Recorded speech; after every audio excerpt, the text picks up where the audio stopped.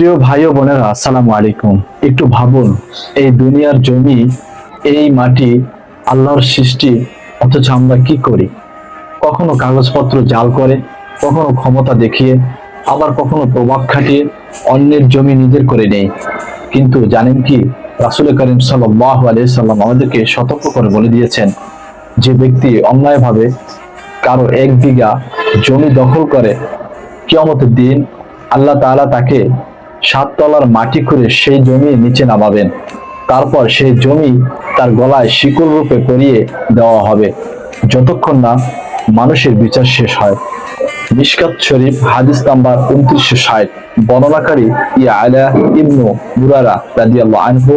হাদিসটি সহিহ। প্রিয় ভাই, এই দুনিয়ার জমি হয়তো একদিন আমাদের হাতের মুঠোয় চলে আসবে, কিন্তু কিয়ামতের ময়দানে সেই জমি হয়ে দাঁড়াবে আমাদের গলার ফাঁস।